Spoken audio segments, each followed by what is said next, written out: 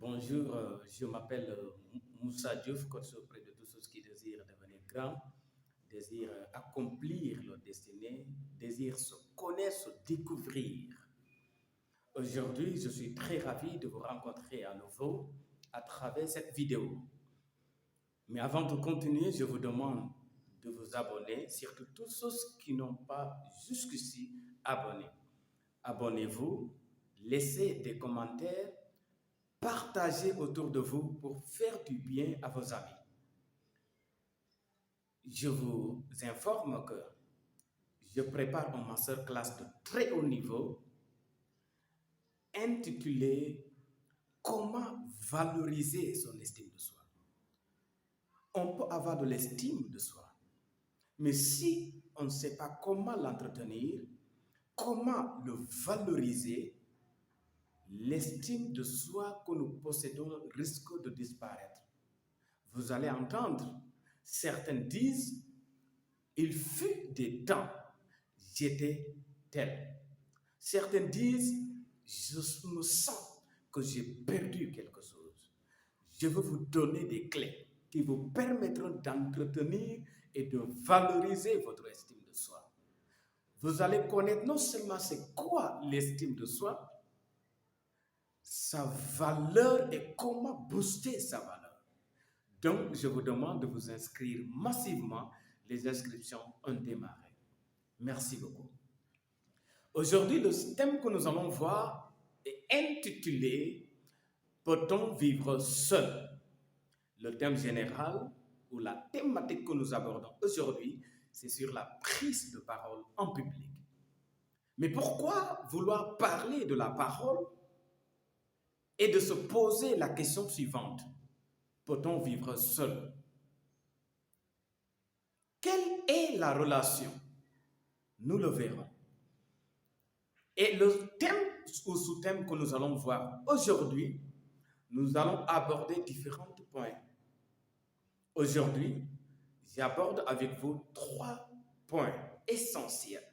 Et prochainement, nous allons aborder les autres. Peut-on vivre seul? On peut vivre dans son appartement. On peut vivre seul dans sa maison. Mais vivre seul dans la vie, c'est impossible.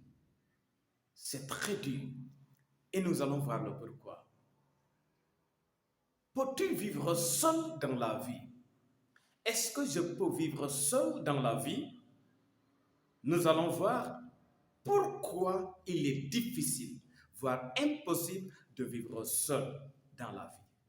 Premièrement, parce que j'ai besoin de communiquer avec les autres. Sans la communication, il n'y a pas la vie. La communication est l'outil révélateur de l'existence de l'être humain. L'être humain valorise son existence. L'être humain valorise son prochain et se valorise en communiquant. Donc la communication est incontournable. C'est comme on vous l'avait dit un jour, à travers mon poste, on n'est pas tous appelés à faire les mathématiques, à faire la géographie, à faire la philosophie.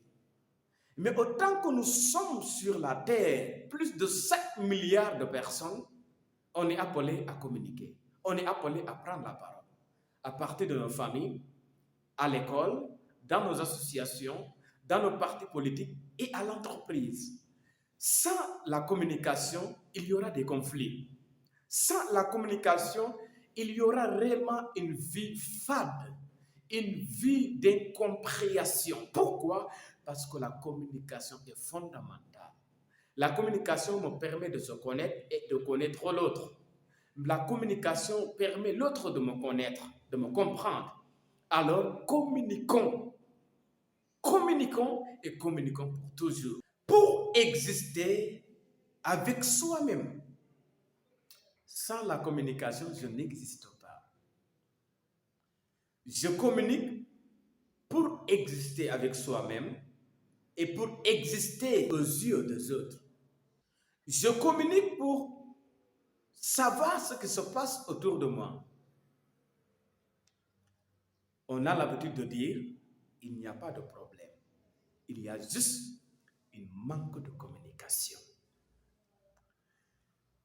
Toutes les difficultés que nous vivons aujourd'hui, tous les problèmes, les conflits que nous vivons aujourd'hui est causé par manque de communication. S'il n'y a pas la communication, il y aura les conflits. Même dans le foyer, s'il n'y a pas la communication, l'amour qui brûlait comme un feu dévorant finit par s'éteindre. Vous allez entendre un deuxième exemple, deux amoureux, très intimes en certains moments, l'autre se plaint parce que son partenaire ne communique pas avec lui ou avec elle. Pourtant, écoutez, il peut être en communication avec son partenaire, mais il dit parce que son partenaire ne communique pas avec lui ou avec elle.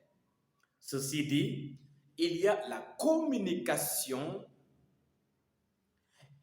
et il y a la communication. Et dans la vraie communication, il y a la communion. Nous communions à travers la communication.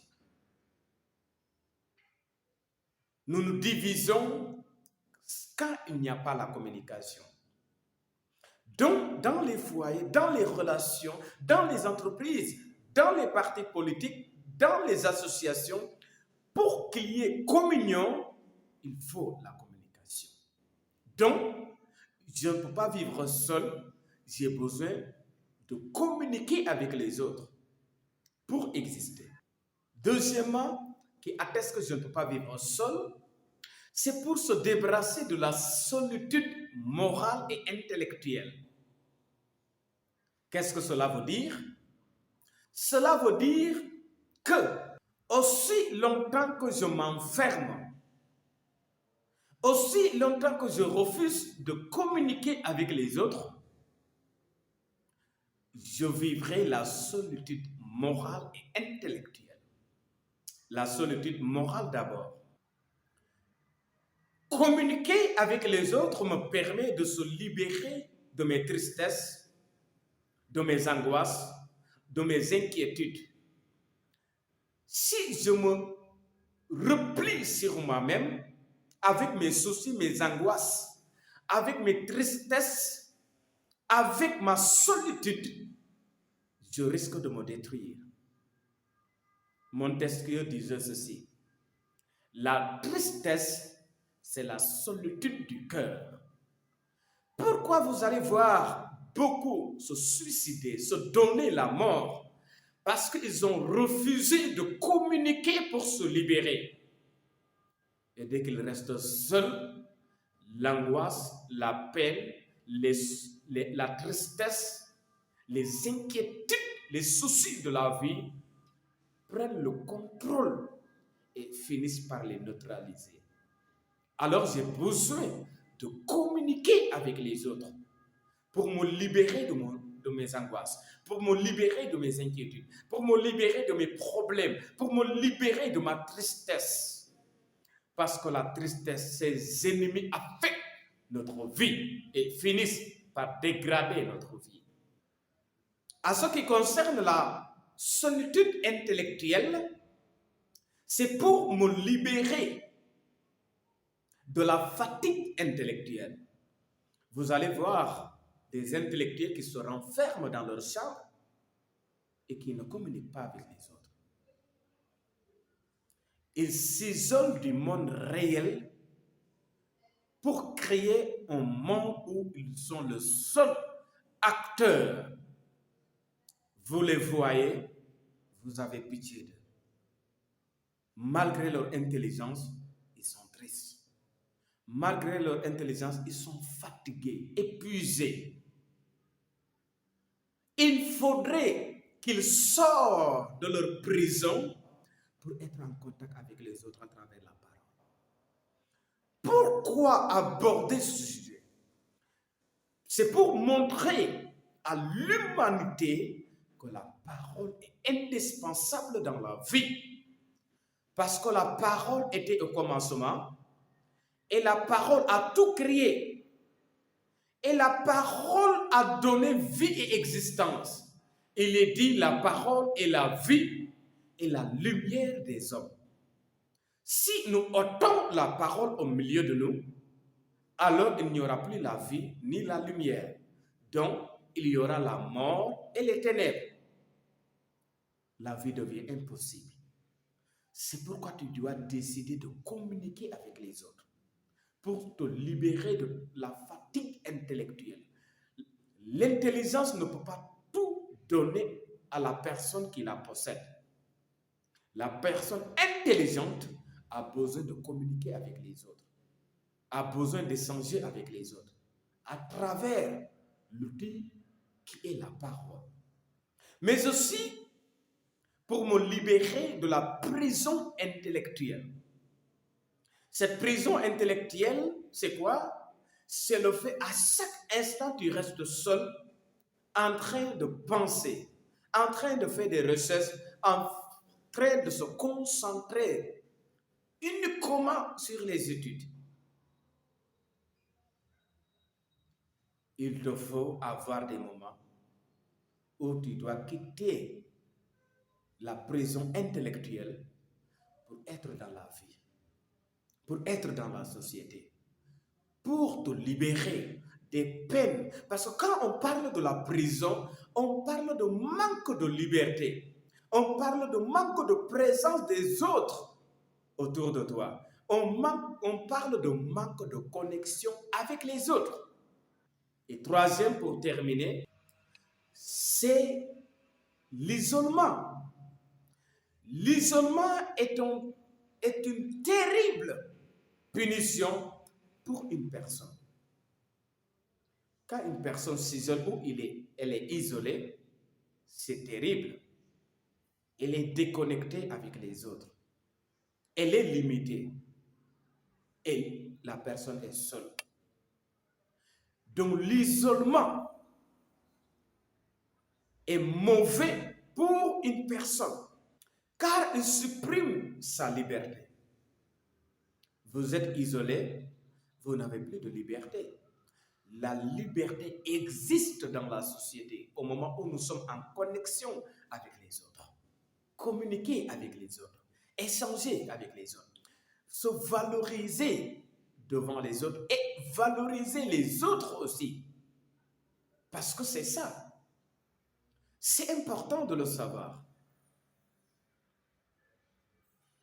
L'isolement aussi supprime la présence des autres autour de toi. L'homme est un être relationnel.